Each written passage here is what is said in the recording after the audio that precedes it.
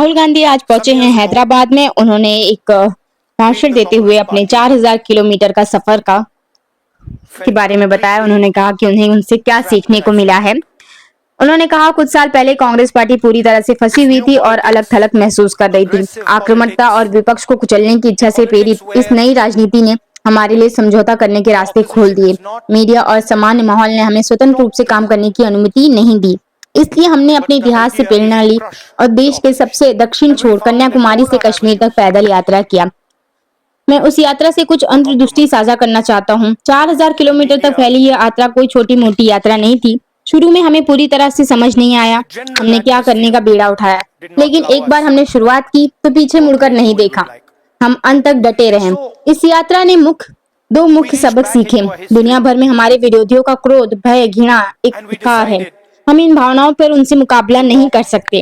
वो हमेशा हमसे आगे निकल जाएंगे और हमें मात देंगे।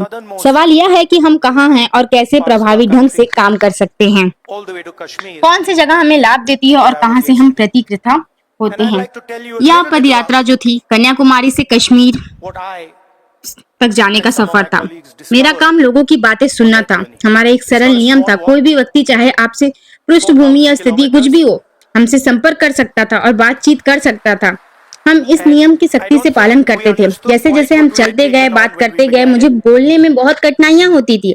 राजनीति के रूप से हमने अपने विचारों को स्पष्ट रूप से व्यक्त करने के लिए प्रशिक्षित किया जाता है, लेकिन जैसे ही मेरे पास आने वाले लोगों की विशाल संख्या ने इसे असंभव बना दिया था। इसलिए मैं सुनना शुरू किया। चलते चलते मुझे एहसास हुआ कि मैंने पहले कभी इस सही मायने में सुना नहीं था। मैं बोलना और सोचना तो जानता था, लेकिन सुनना नहीं जानता था। जब भी कोई मुझसे बात करता तो मैं आंतरिक संवाद करता, सुनता, मानसिक रूप से जवाब देता। हालांकि जैसे जैसे यात्रा आगे बढ़ी, आंतरिक बातचीत बंद हो गई और मैंने पूरी तरह लोगों की बात सुनने पर ध्यान दिया। अब आइए हम राहुल गांधी के और उन्होंने क्या क्या बोले हैं हम उनसे जानते हैं। चलिए। Some years ago, we in the Congress party felt completely trapped and isolated. This new politics, aggressive politics, a politics where the opposition is not talked to, but the idea is to crush the opposition. And we found that all our avenues were compromised. The media, the general atmosphere did not allow us to operate the way we would like. And so we reached back into our history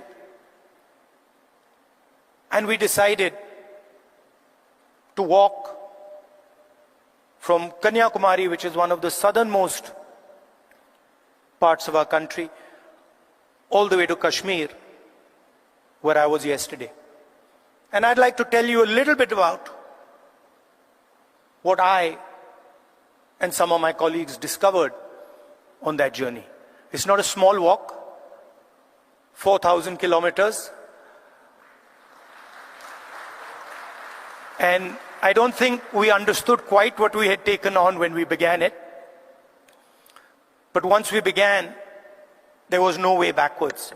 So we just carried on walking right to the end. And I essentially learned two things from that walk. Our opposition across the world has a monopoly on anger, fear, and hatred. And there's no way that we are ever going to be able to compete with them on anger, fear, and hatred. They are going to outdo us, outmaneuver us, and beat us every single time when it comes to fear, anger, and hatred. So the question is, where and how do we operate?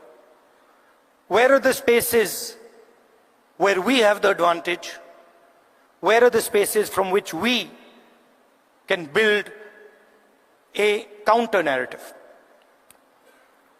So the walk started in Kanyakumari, and slowly as it progressed, more and more people started to join this walk.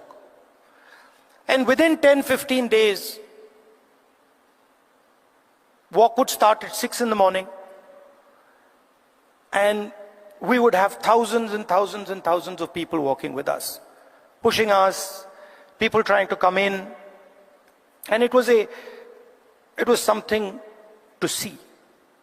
My job was walking and listening to people. And the one rule we had was that anybody, regardless of who he is, who she is, should be able to come to the center of where we were walking and have a conversation with me or the other leaders there. And so we followed this rule rigorously. As we walked, we talked and walked and talked and walked. I suddenly found that it became harder and harder to speak. As politicians, we are trained to do this. We are trained to come on stage and talk. We are trained to tell people what we think. We are trained to think about the future. But while I was walking, the number of people who were coming to me made that impossible. And so I started to listen. And I realized, halfway through that walk, I realized that actually I had never ever listened before. And in fact, I didn't know how to listen. I knew how to speak, I knew how to think, but I didn't actually know how to listen to people.